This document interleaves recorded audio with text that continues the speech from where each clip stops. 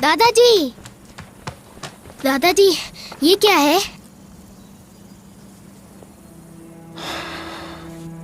ये तुम्हें कहाँ से मिला? खेतों में से। आओ, मेरे साथ आओ, मैं तुम्हें कुछ दिखाता हूँ। मैं तुम्हें अपने बारे में कुछ बताना चाहता हूँ।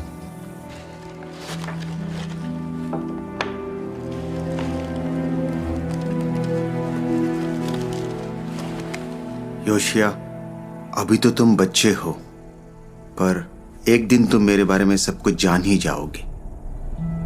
मैंने जिंदगी में बहुत बुरे बुरे काम किए हैं। मैंने यहोवा की उपासना करने के बजाय छोटे देवी देवताओं की उपासना की। यहां तक कि मैं यहोवा के मंदिर में मूर्तियों तक को ले आया। मैंने यहोवा का बहुत दिल दुखाया।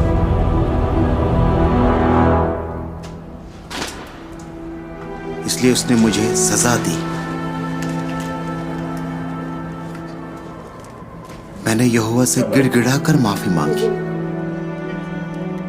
क्या उसने आपको माफ किया? हाँ, यहोवा बहुत दयालु है।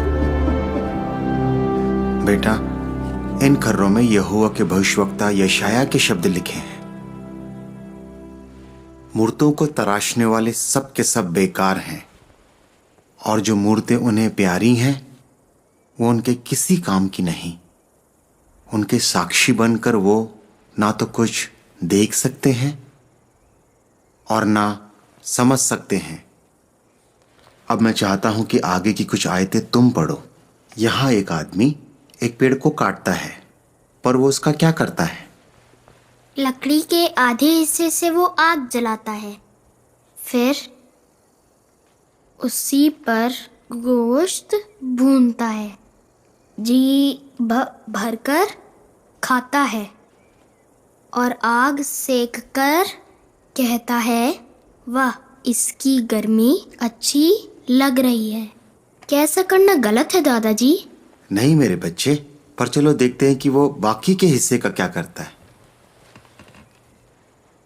बची हुई लकड़ी से वो देवता की एक मूरत बनाता है, उसके आगे झुककर उसकी पूजा करता है और उससे प्रार्थना करता है, बचा ले, क्योंकि तू ही मेरा ईश्वर है। ये तो गलत है। पर योशिया, ये गलत क्यों है? क्योंकि वो यहोवा नहीं है, बस एक पेड़ है। पर बेटा, अगर हम ऐसा करें तो यहोवा को कैसा लगेगा? यहोवा नहीं चाहता कि हम किसी और ईश्वर को माने। बिल्कुल सही कहा। और क्या दूसरे ईश्वर हमारी प्रार्थना सुन सकते हैं? नहीं, सिर्फ यहोवा। और योशिया, यहोवा तुम्हारी प्रार्थनाओं को भी सुनना चाहता है। मैं हमेशा उससे प्रार्थना करता हूँ। दिन में कई बार उससे प्रार्थना किया करो, मगर दिल से। तब पता चलेगा कि तुम उससे प्यार करते हो और उसके दोस्त बनना चाहते हो। अगर तुमसे कोई गलती हो जाए तो यहोवा से प्रार्थना करो कि वो तुम्हें माफ कर दे। अगर मैं 100 बार गलती करूं? हाँ, 100 बार करने पर भी। 1000 बार? हाँ। और लाखों बार करूं तो? हाँ, तब भी वो माफ करेगा। अगर तुम उससे माफी पाने के लिए प्रार्थना करो और अपनी तरफ से सही काम करने की पूरी कोशिश करते रहो।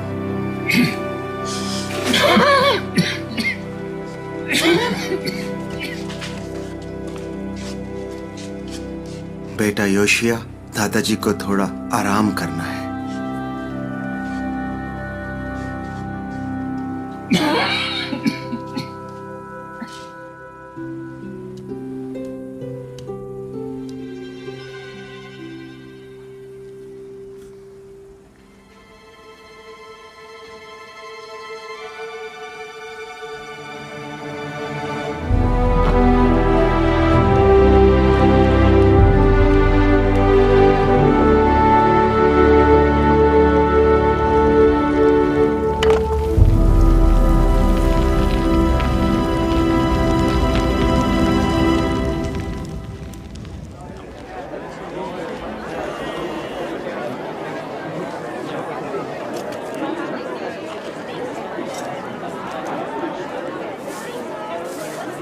मुझे बाकी की कहानी सुनाओ ना। तो कहाँ था मैं?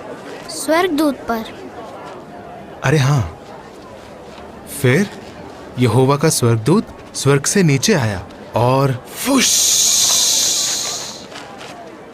और उसने सनहरीब के 1,85,000 सैनिकों को मार गिराया। सच में? हाँ, तब राजा हिजकिय्याह ने एक बात सीखी कि हम यहोवा पर हमेशा भरोसा कर सकते हैं। आपके साथ मंदिर जाना अच्छा लगता है। सपन्या,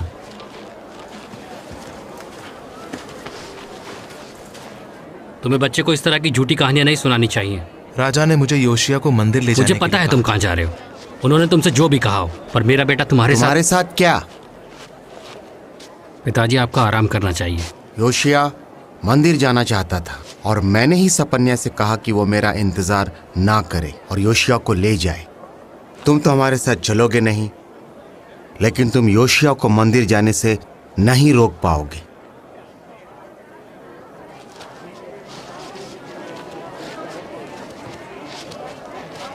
जैसी आपकी मर्जी।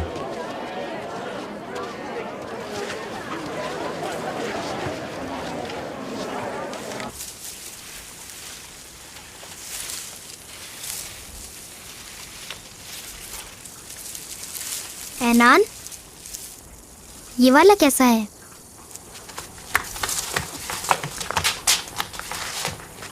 इस बार क्या बनूं मैं राजा सुलेमान बनूंगा। इस बार मैं बन जाऊं राजा दाविद।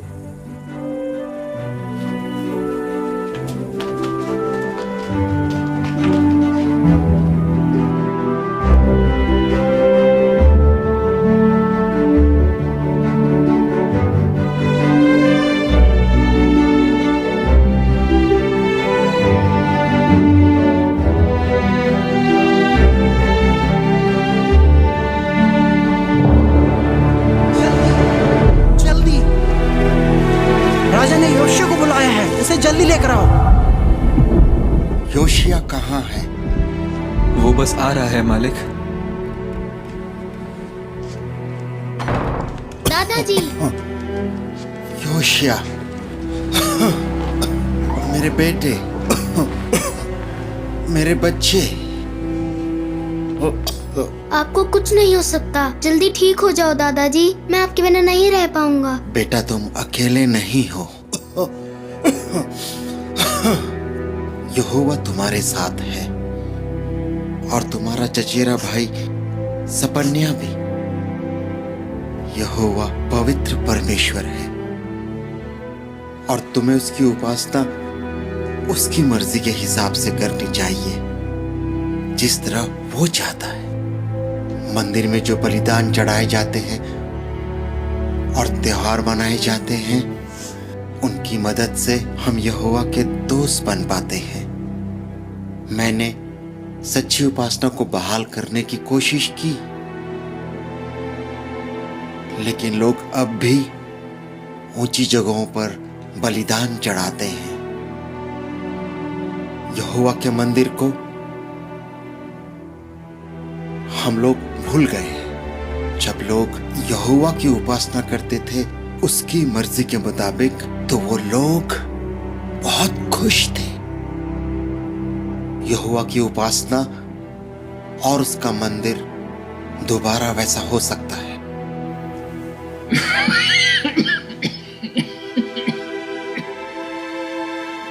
हर हाल में यहोवा की उपासना करना योशिया। बाकी देवी देवताओं में जरा भी ताकत नहीं है।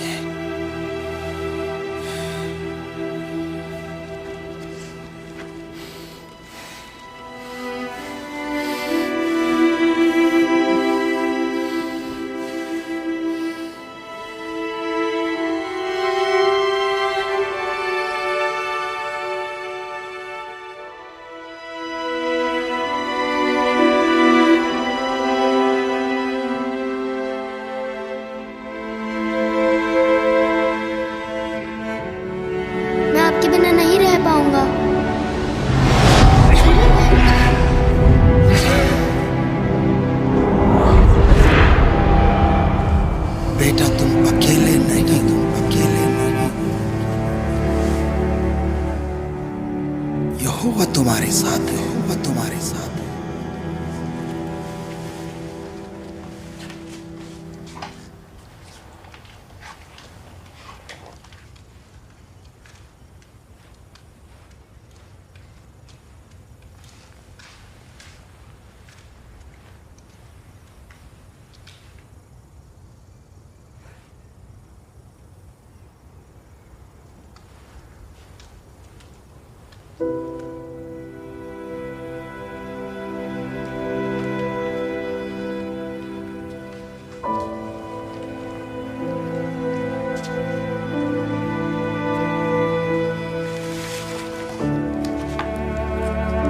जब लोग यहोवा की उपासना करते थे उसकी मर्जी के मुताबिक, तो वो लोग बहुत खुश थे।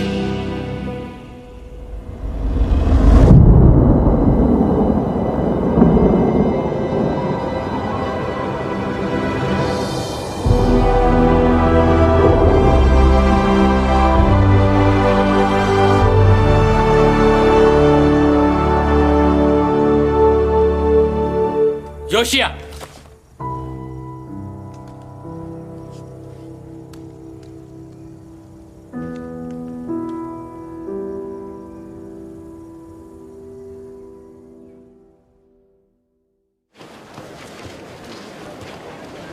पिताजी दुख रहा है।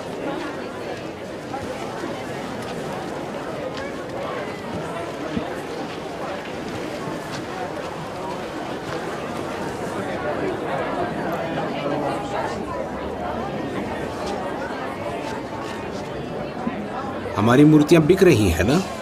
बेनमतान ये मूर्तियाँ इतनी खूबसूरत हैं कि लोगों की भीड़ लग जाती है और धड़ाधड़ बिक रही हैं। बहुत खूब, हमारी भी काफी कमाई हो रही है इनसे। इन्हें रखने से बाल की बरकत रहती है। इस बार की हमारी फसल बहुत अच्छी होगी। यहोवा को ये बिल्कुल पसंद नहीं। चुप हो जाओ। बेटा, हमें सारे देवी देवताओं की जरूरत है, सिर्फ यहोवा की नहीं। लेकिन दादाजी तो ऐसा नहीं कहते थे। वो कहते थे कि बाकी देवी देवताओं में जरा भी ताकत नहीं है। आवाज नीचे। तुम्हारे दादाजी, उन्होंने तो खुद तोपेत में इतने सारे बलिदान चढ़ाए हैं।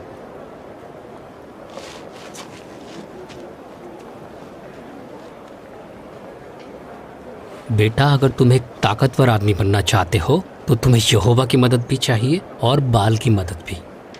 नहीं, ऐसा नहीं है। ये गलत है।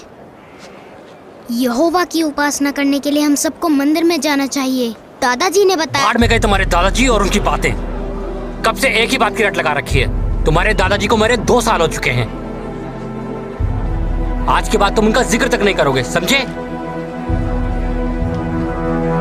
सपन्या,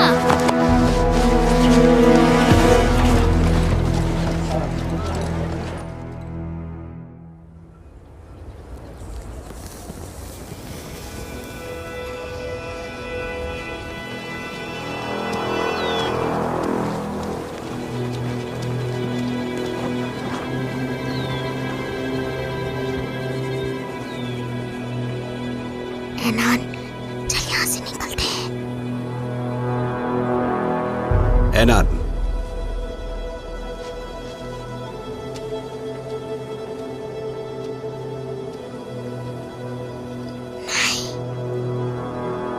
राजा अमोन,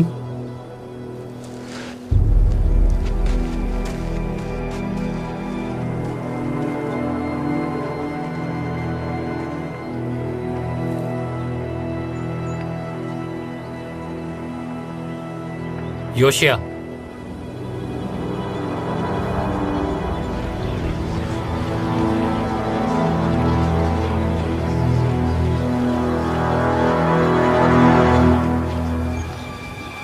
इसे लो, तमाशा मत खड़ा करो। बाकी देवी देवताओं में जरा भी ताकत नहीं है। छोड़ दो मुझे, जाने दो। दिमाग खराब है तुम्हारा। बाल के सामने खड़े हो तुम। नहीं।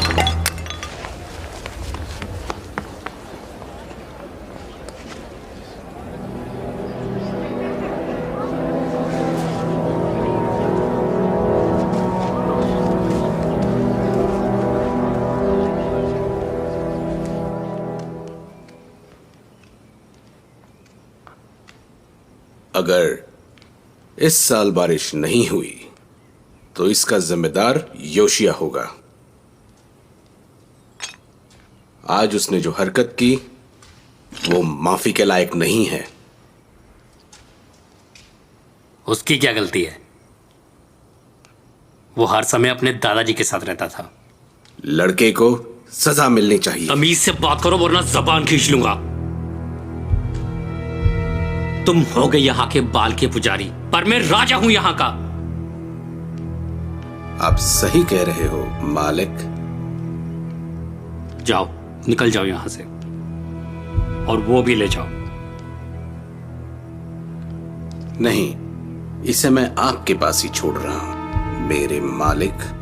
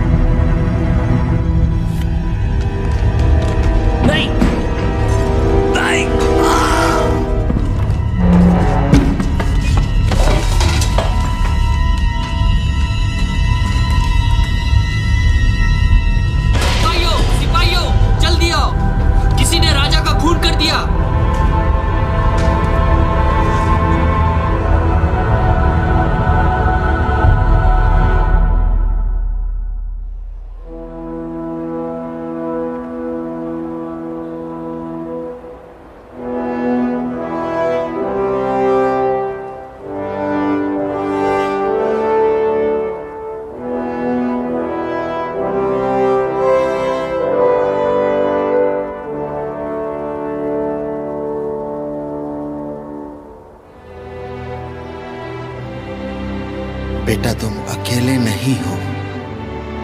यहोवा तुम्हारे साथ है, और तुम्हारा चचेरा भाई सपन्या भी।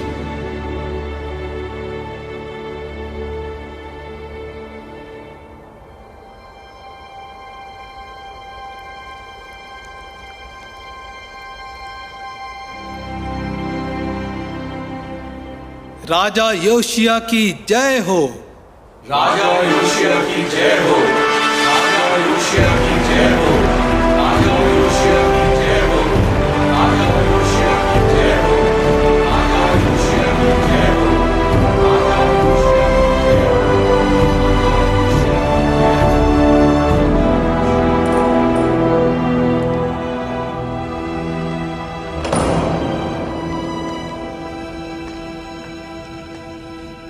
एनान,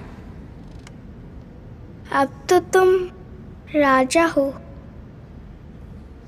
भविष्यवक्ता सपन्या, क्या हाल है तुम्हारे? तुम्हें देखकर अच्छा लगा। मालिक, मैं समझ सकता हूं ये सब आपके लिए आसान नहीं है। मैं आपके पिता की बहुत इज्जत करता था। वो एक बहुत ही अच्छे आदमी थे, सबको अपनी मर्जी से उपासना करने देते थे। हुजूर, आपके पिता अक्सर मुझसे जरूरी मामलों में सलाह मशवरा करते थे। योशिया, अब तुम मेरे साथ खेलने नहीं आ पाओगे ना? मालूम नहीं। हमें आपको अकेला छोड़ देना चाहिए, पर आप मेरे यकीन मानिए, मुझे आपसे बहुत हमदर्दी है। आपको जब भी मेरी जरूरत पड़े बस याद कीजिएगा, बंदा हाजिर हो जाएगा।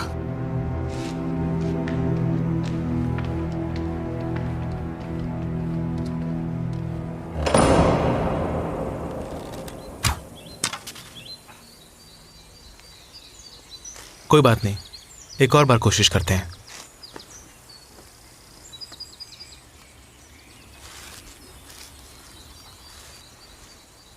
हाथ सीधे, ऐसे। और एक और बात, तीर पर ध्यान मत दो, निशाने पर ध्यान दो। ऐसे? हाँ।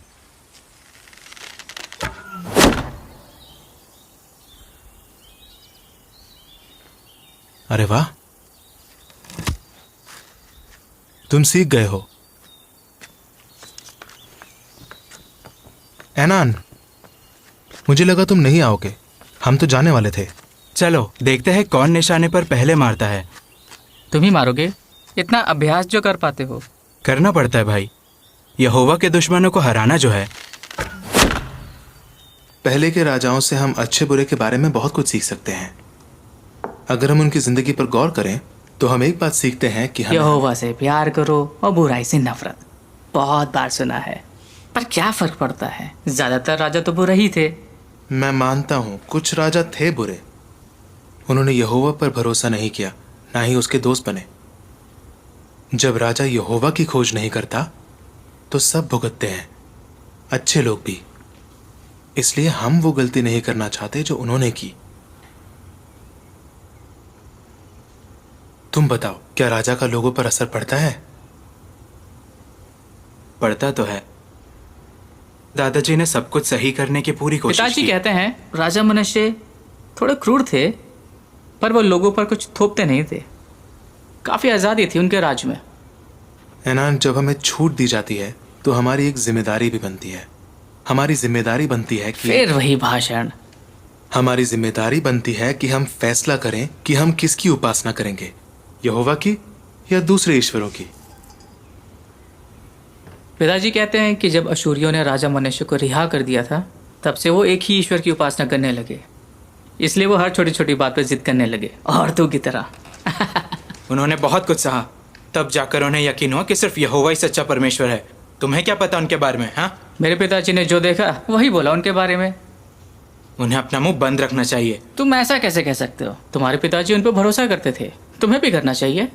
वैसे भी तुम एक वक्त पर यहोवा, बाल, मलकाम या किसी भी देवता को पूछ सकते हो। तुम्हें सच में लगता है हम ऐसा कर सकते हैं? क्यों नहीं? हाँ, तुम्हारे पिताजी कुछ भी बोलते हैं। तो तुम्हारा मतलब है कि मुझे उनकी नहीं सुननी चाहिए।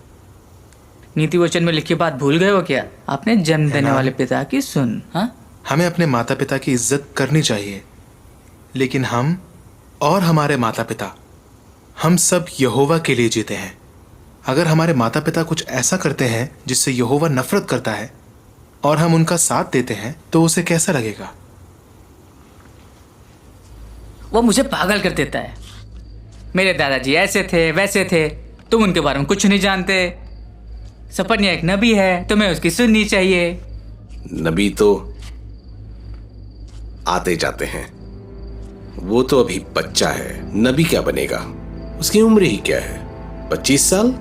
हम सिर्फ यहोवा की ही उपासना क्यों करें? लोग तो हजारों ईश्वर को पूछते हैं आज। उसके सामने सोच समझ कर बोला करो।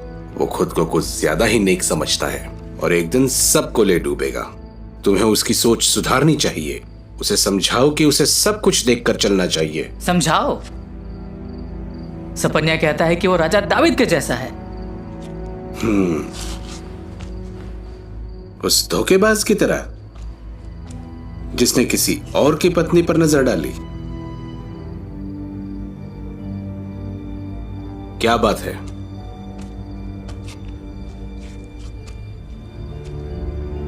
बताओ मुझे।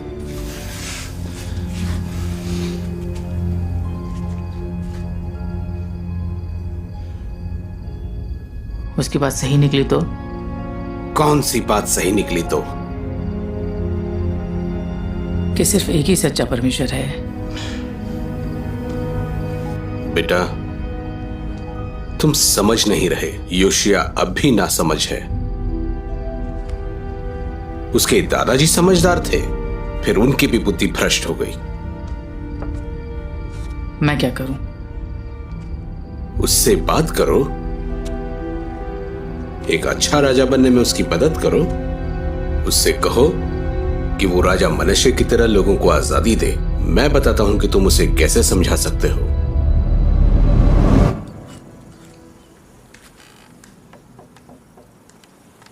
योशिया, मैं तुमसे माफी मांगना चाहता हूं। मुझे तुमसे बदतमीजी से बात नहीं करनी चाहिए थी। कोई बात नहीं यार, मैंने तुम्हें कब का माफ कर समझने की कोशिश करो योशिया। सोचो, अगर तुम गलत निकले तो क्या होगा? अगर बाल की उपासना करना जरूरी हो और हम ना करें तो क्या होगा? बाल देवता ही बारिश करवाता है। और तुम्हारे पिताजी और दादाजी दोनों ऊंची जगहों पे बलिदान चढ़ाते थे।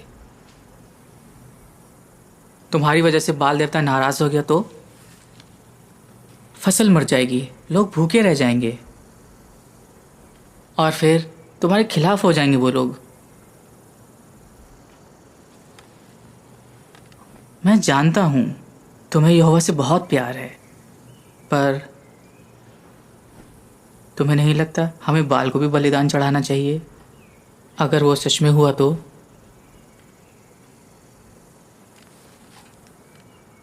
मैं इस बारे में क्यों चिंता करूं, जब मुझे मालूम है कि यहोवा मौसम को काबू में रखता है, ना कि बारिश का कोई झूठा देवता।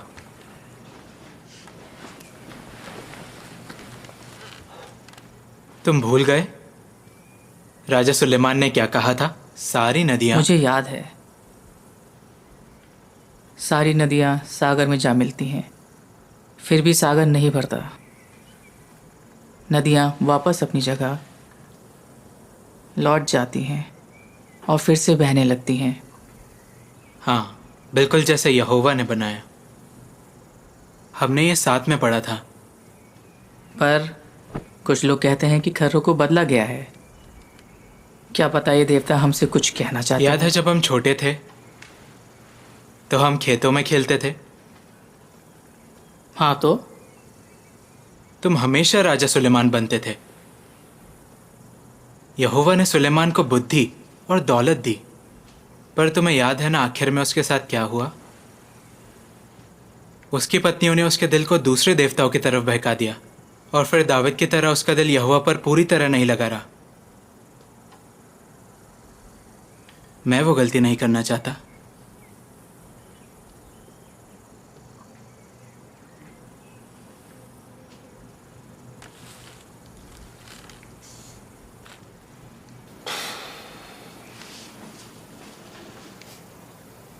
क्या बना रहे हो? नक्शा। दादाजी कहते थे कि जब लोग सही से यहोवा की उपासना करते थे तो मंदिर बहुत सुंदर था। ऐसा फिर से हो सकता है।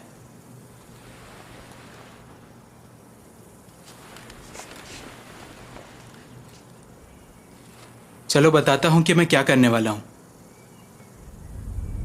आप समझ क्यों नहीं रहे?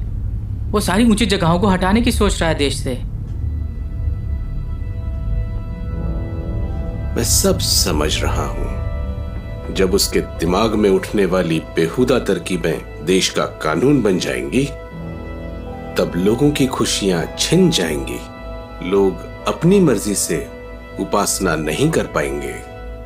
उसके दकियानूसी कानूनों का नतीजा ये होगा कि लोग घुटन महसूस करने लगेंगे। कुछ समझ में आया तुम्हें? कुछ बहुत ही अशुभ होने वाला है।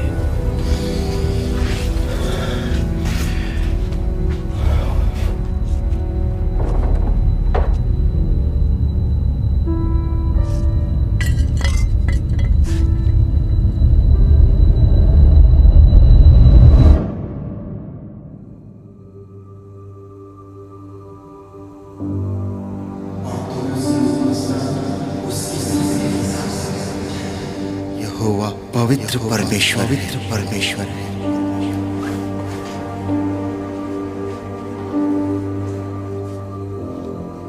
और तुम्हें उसकी उपासना उसकी मर्जी के हिसाब से करनी चाहिए।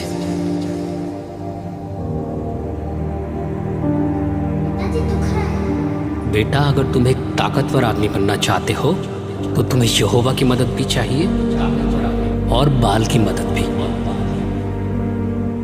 जब राजा यहोवा की खोज नहीं करता तो सब भुगतते हैं, अच्छे लोग भी। सोचो, अगर तुम गलत निकले तो क्या होगा? तुम्हें नहीं लगता हमें बाल को भी बलिदान चढ़ाना चाहिए? अगर वो सच में हुआ तो?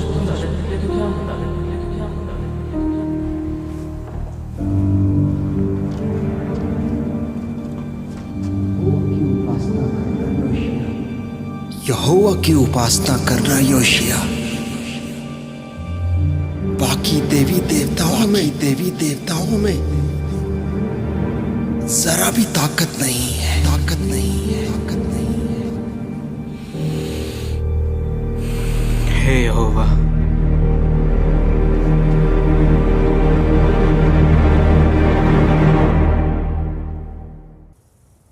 हमारे परमेश्वर के नगर में अपने पवित्र पहाड़ पर यहोवा महान है, सबसे ज्यादा तारीफ के काबिल।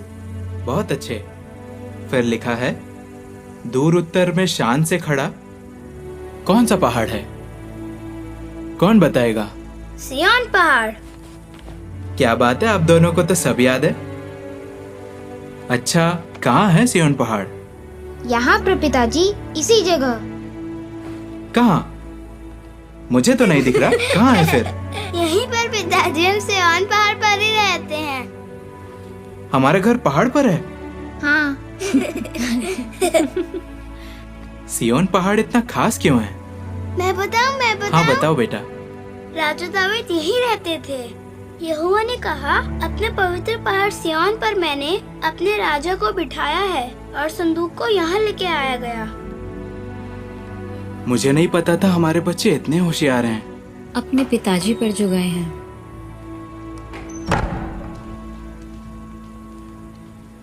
चलो बच्चों।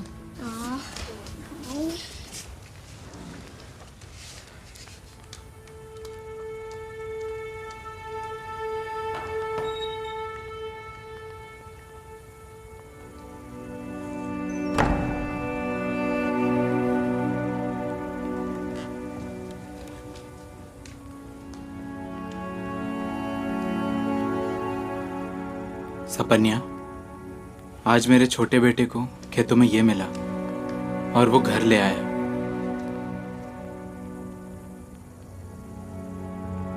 वो इस पवित्र शहर को गंदी मूर्तियों से भर रहे हैं। जहां देखूं बाल की मूर्तियां नजर आती हैं। ऊंची जगहों पर धुआं उठ रहा होता है। उनकी धूप की गंध सूंघकर मुझे उल्टी आती है। पिछले 12 सालों में ज्यादा कुछ नहीं हुआ, पर अब होगा। मैं सच्ची उपासना को फिर से बहाल करूंगा। पर तुम्हें यहोवा की मदद की जरूरत पड़ेगी। जानता हूं, मैं दिन रात इस बारे में प्रार्थना कर रहा हूं। अच्छा है। मैं ये ऐलान करूंगा कि हम इस देश से मूर्ति पूजा का नामो निशान मिटा देंगे। तुम तो बहुत महंगा बेच रही हो। मैं एक पैसा कम नहीं करूंगी। तुम तो दाम बढ़ाते ही रहती हो।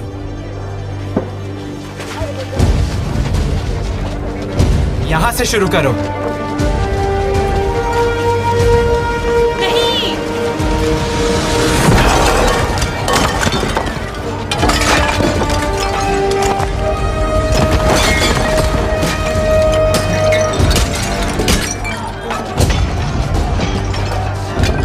इस देश के हर झूठे देवता का यही हाल होगा।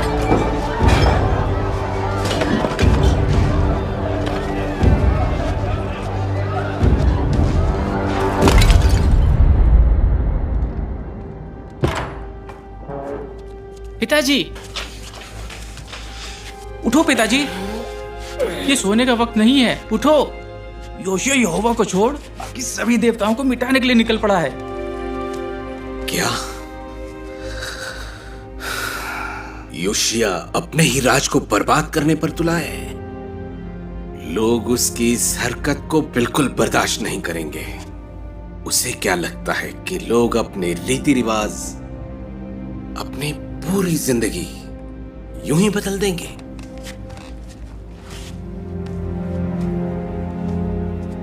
वो बेवकूफ है। बाल हमें बचाएगा।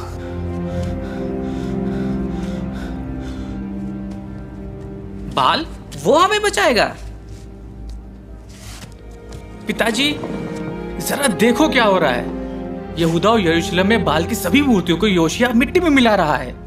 ये मूर्तियां खुद को तो बचा नहीं पा रही, और रही बात लोगों की, वो उसका साथ दे रहे हैं। अब तुम्हें बाल की ताकत पर शक है तो करो शक। तुमने बाल का और मेरा विश्वास तोड़ा है, तुम्हें बेटा कहने में अब मुझे शर्म आती है। जाओ, दफा हो जाओ, मैं देख लूंगा।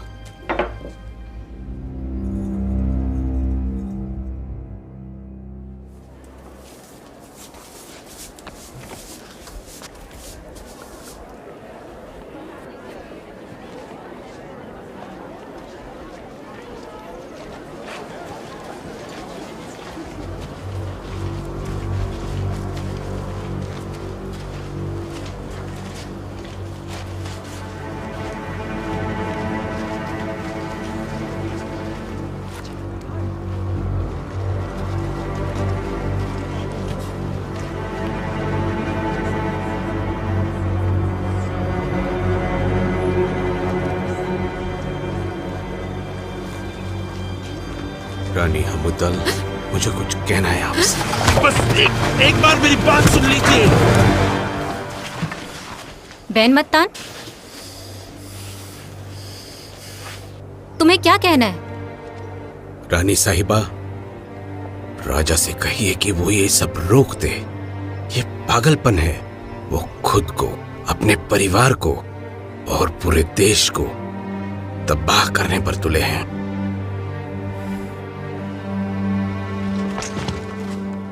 राजा की ये मुहिम सिर्फ बाल के उपासकों के खिलाफ नहीं है, खुद बाल के खिलाफ है। बैन मत्तान, तुम और तुम्हारी घिनौनी मूर्तियां चले जाओ, वरना गिरफ्तार हो जाओगे। माफ कर दीजिए मुझे। बस एक आखिरी बार सुन लीजिए।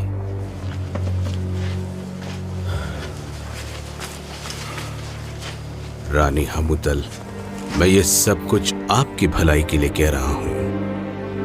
मैं नहीं चाहता कि राजा के साथ कुछ ऐसा हो जो उनके पिता के साथ हुआ था। रानी हमूतल, बच्चों की भी सोचिए।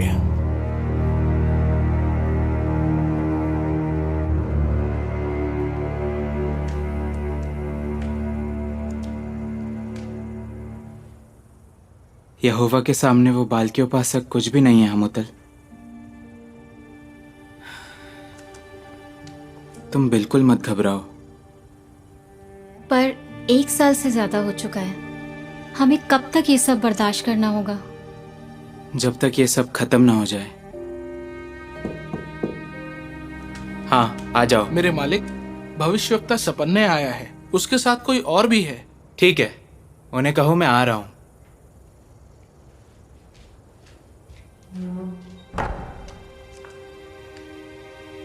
तुम बच्चों के साथ रहो और उनके सामने परेशान मत रहना।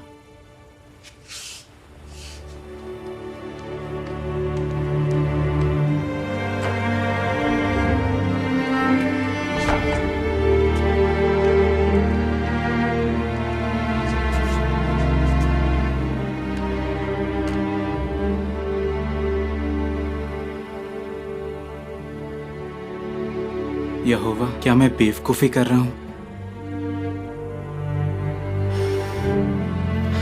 मेरे दादाजी भी इस देश में से ऊंची जगहों को नहीं हटा पाए, तो फिर मैं कैसे करूं?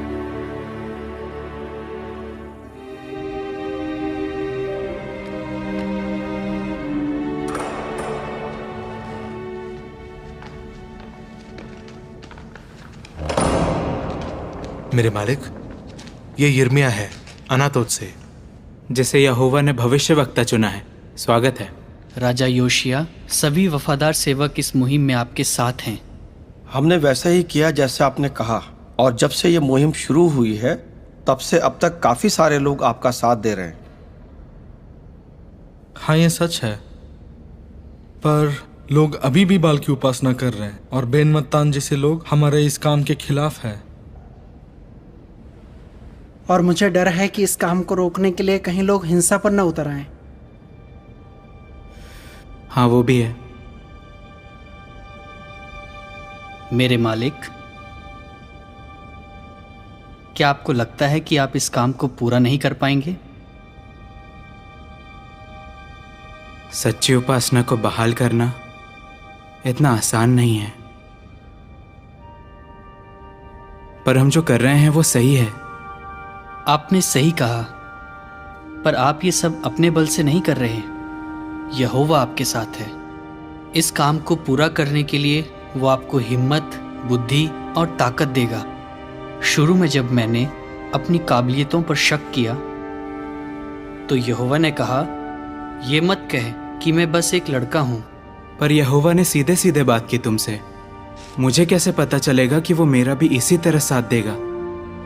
सदियों पहले जब राजा यारोबाम ने उत्तर के राज में अपनी एक वेदी खड़ी की, तब यहोवा ने एक भविष्यवाणी की थी जिसके बारे में यिर्मयाह ने मुझे बताया।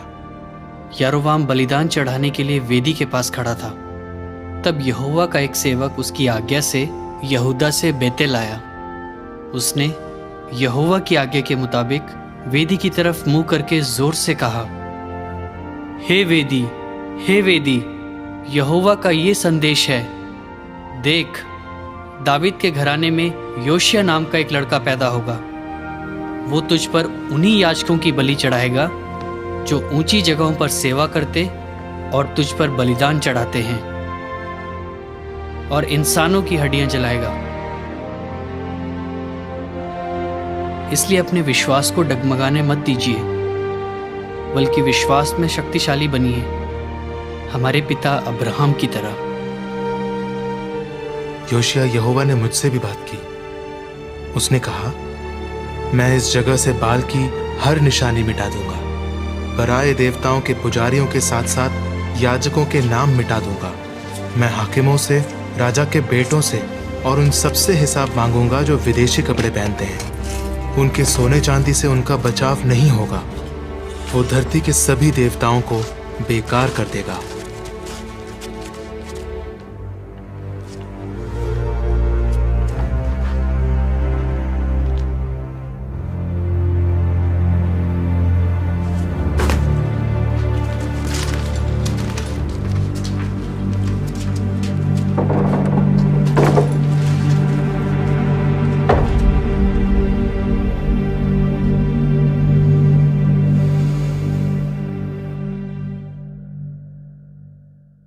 शापान, हम मूर्ति पूजा को काफी हद तक हटा पाए हैं, लेकिन मंदिर की हालत बहुत खराब है।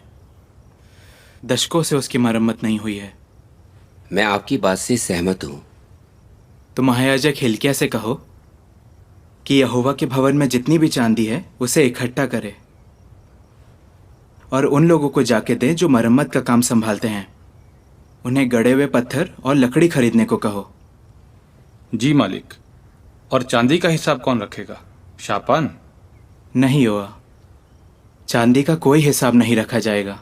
ये सब भरोसेमंद आदमी है। ठीक है मालिक, जैसा आप कहें। जिस दिन दादाजी की मौत हुई थी उस दिन उन्होंने यहोवा के मंदिर का जिक्र किया था। मैंने इतने सालों तक इसे संभाल कर रखा ताकि एक दिन मैं उसके भवन की महिमा कर पाऊं।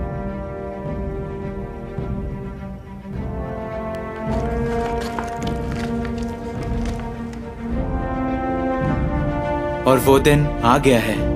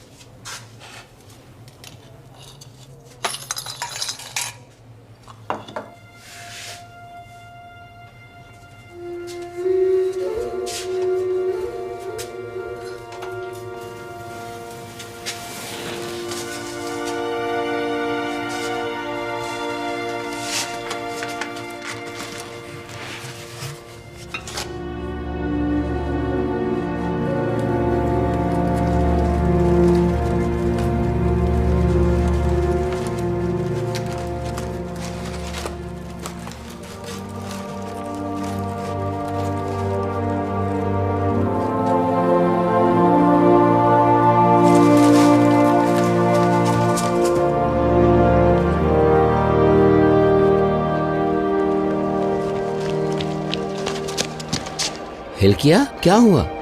शापान, मुझे यहोवा के भवन में कानून की किताब मिल गई है। कानून की किताब?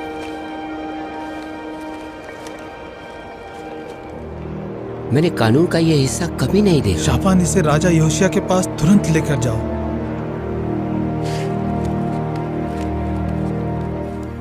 सामान की बात है, ज्यादा सामान तो आ चुका है, बस कुछ चीजें हैं जो अभी तक आई नहीं है। अगले हफ्ते तक सारा सामान आ जाएगा।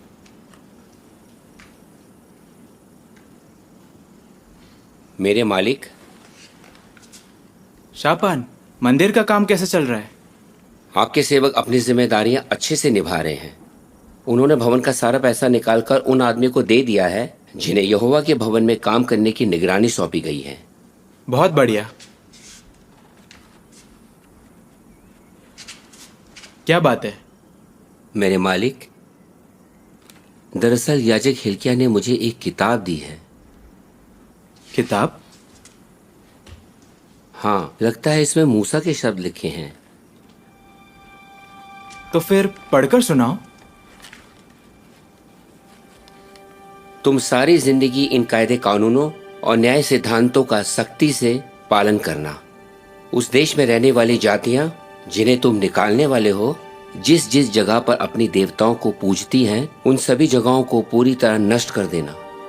फिर चाहे वो ऊंचे पहाड़ों पर या पहाड़ियों पर या घने पेड़ों के नीचे बनी हो, तुम उनकी वेदियां ढा देना, उनके पूजा स्तंभ चूर चूर कर देना, उनकी पूजा लाठें आग में जला देना और उनके देवताओं की खुदी हुई मूर्तें तोड़ डालना।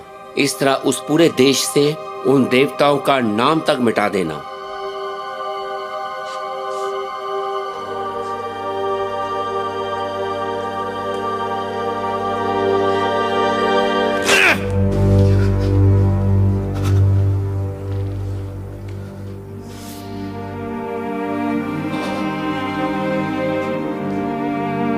जाओ, सब लोग हिल्किया के साथ जाओ। इस किताब में लिखी बातों के बारे में यहोवा से पता करो।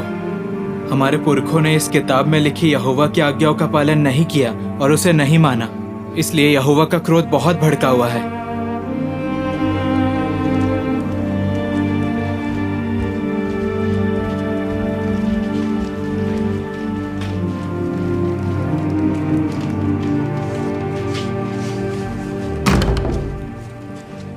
भविष्यवक्ता हुल्दा पास ही में यरूशलेम के नए हिस्से में रहती है।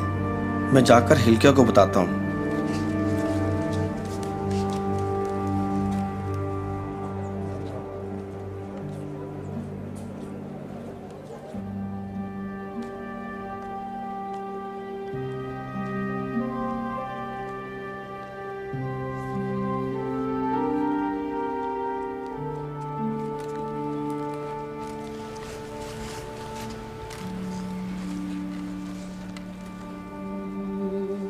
इस्राएल के परमेश्वर यहोवा ने कहा है, जिस आदमी ने तुम्हें मेरे पास भेजा है उससे कहना, मैं इस जगह पर और यहाँ रहने वालों पर विपत्ति लाऊंगा। उस किताब में लिखे सारे शाप उन पर आ पड़ेंगे जो यहूदा के राजा के सामने पढ़कर सुनाए गए हैं। उन्होंने मुझे छोड़ दिया है और वो दूसरे देवताओं के सामने बलिदान चढ़ाते हैं और अपने हाथ की बनाई चीजों से मुझे गुस्सा दिलाते हैं। मेरे क्रोध का प्याला इस जगह पर उंडेला जाएगा और इसकी आग किसी भी हाल में नहीं बुझेगी। मगर यहूदा के राजा से इस्राएल का परमेश्वर यहोवा कहता है, जब तूने सुना कि मैं इस जगह और यहाँ रहने वालों के साथ क्या करने वाला हूँ, तो इस बात ने तेरे दिल पर गहरा असर किया और तूने खुद को मेरे सामने नम्र किया और तू अपने कपड़े फाड़कर मेरे सामने रोया। इसलिए मैंने तेरी विनती सुनी है। तेरे जीते जी मैं इस जगह पर कहर नहीं ढाऊंगा। तू शांति से मौत की नींद सोएगा और तुझे अपनी कब्र में दफना दिया जाएगा।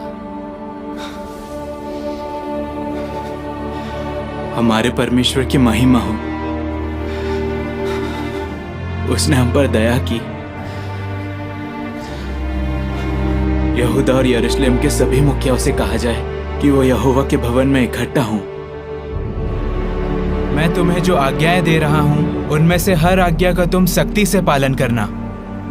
अगर तुम ऐसा करोगे तो तुम्हारा और तुम्हारे बच्चों का हमेशा भला होगा, क्योंकि तुम वही कर रहे होगे जो यहोवा की नज़र में सही और भला है। जब तुम्हारा परमेश्वर यहोवा उन जातियों का नाश कर देगा जिन्हें तुम वहां से निकाल दोगे, तो तुम उनके देवताओं के बारे में जानने के लिए ये मत कहना, ये जातियां अपने देवताओं की पूजा कैसे करती थीं, क्योंकि वो अपने देवताओं के लिए हर वो घिनौना काम करते हैं जिससे यहोवा नफरत करता है, यहाँ तक कि वो अपने बेटे बेटियों को अपने देवताओं के लिए आग में होम कर देते हैं।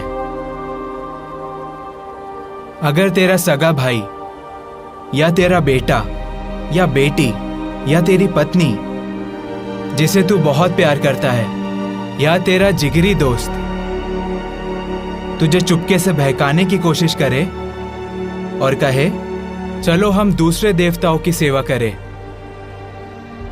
तो उसकी बातों में मत आना, ना ही उसकी सुनना, उस पर दया न करना, ना ही उस पर तरस खाना या उसे बचाना। इसके बजाय तू उसे हर हाल में मार डालना। तुम आबीब महीने को हमेशा याद रखना और उस महीने अपने परमेश्वर यहोवा के लिए फसह मनाया करना, क्योंकि आबीब के महीने में तुम्हारा परमेश्वर यहोवा तुम्हें रात के वक्त मिस्र से बाहर ले आया था। तुम अपने परमेश्वर यहोवा के लिए फसह का बलिदान चढ़ाना और उसे उस जगह चढ़ाना जो यहोवा अपने नाम की महिमा के लिए चुनेगा। आओ हम सब मिलकर सच्चे परमेश्वर यहोवा के सामने ये करार करें कि हम इस किताब में लिखी बातों को मानेंगे।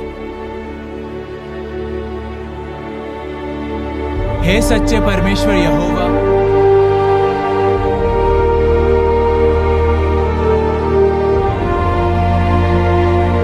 आमीन आमीन।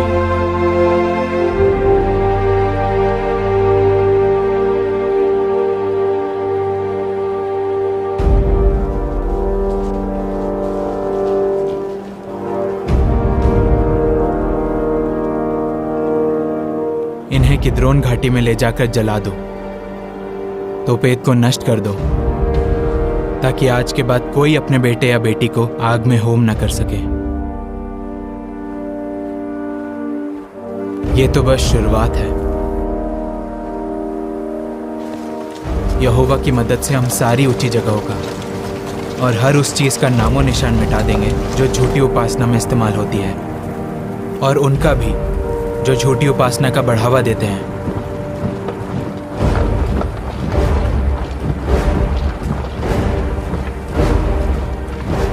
यहूदा को शुद्ध करने के बाद हम उत्तर में सामरिया के शहरों की तरफ बढ़ेंगे।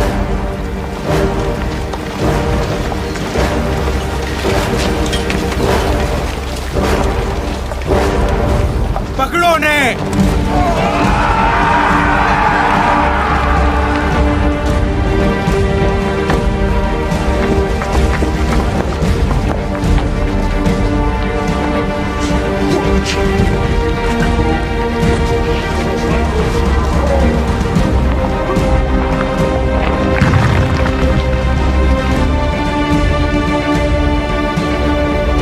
जाओ।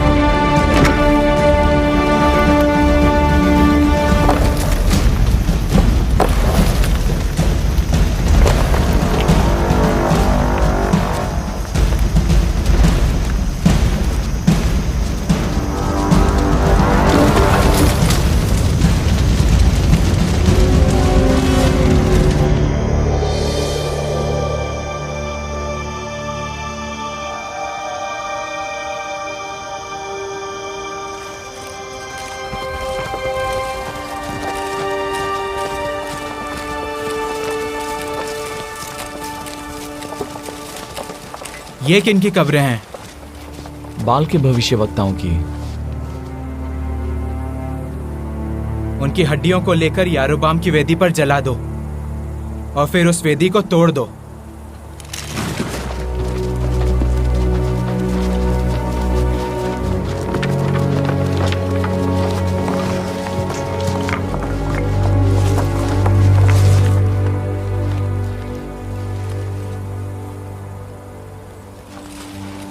ये कब्र किसकी है?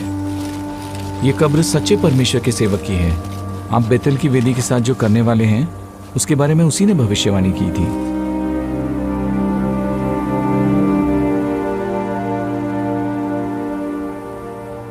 उसकी कब्र छोड़ दो, उसकी हड्डियों को कोई हाथ न लगाए।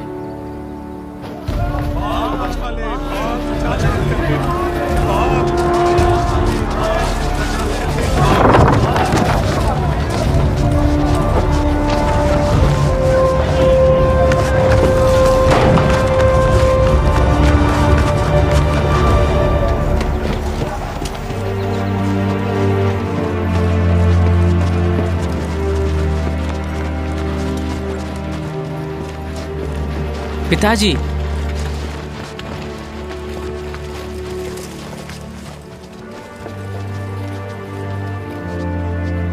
मेरे राजा और मालिक अफसोस अपने दादाजी की तरह नहीं बन पाए। मेरे बेटे को मेरे ही खिलाफ कर दिया। ऐसा कुछ नहीं है, मैं वही कर रहा हूं जो सही है। बाल बिल्कुल बेबस है, आपको नजर क्यों नहीं आ रहा? बेबस है?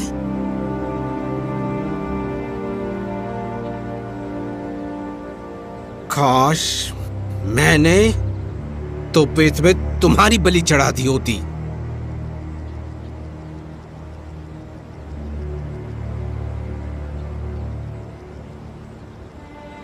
कोई भी आज के बाद ऐसा नहीं कर पाएगा।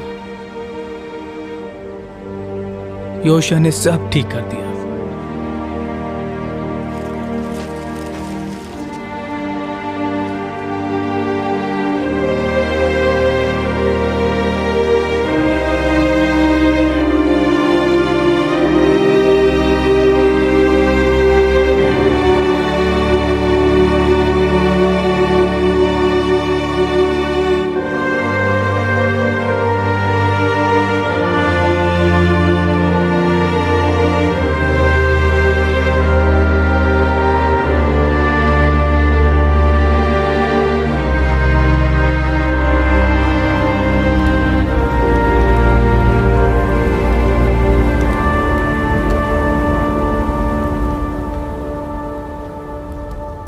मेरे मालिक, आखिरकार हमने कानून के हिसाब से सब कुछ कर लिया है। पर एक चीज करना अब भी बाकी रह गया है। लोगों को आज्ञा दो कि वो यहोवा के लिए फसह मनाएं, ठीक जैसे करार की किताब में लिखा है। अगर लोगों के पास बलिदान चढ़ाने के लिए पैसे ना हो तो? मैं लोगों को अपनी भेड़ बकरियां और बैल दान में दूंगा। बहुत खूब मेरे मालिक। न्यायियों के जमाने से अब तक इतने धूमधाम से फसह यरूशलेम में आज तक नहीं मनाया गया।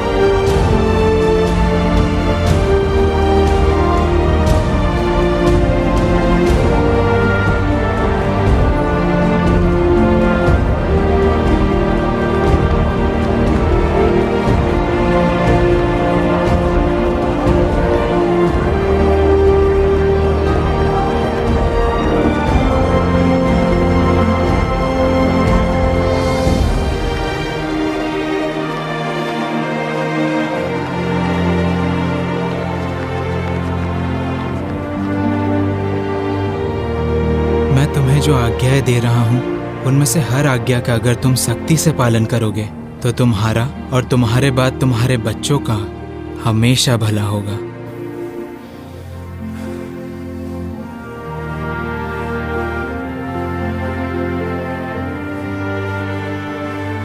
क्योंकि तुम वही कर रहे होगे जो तुम्हारे परमेश्वर यहोवा की नज़र में सही और भला है।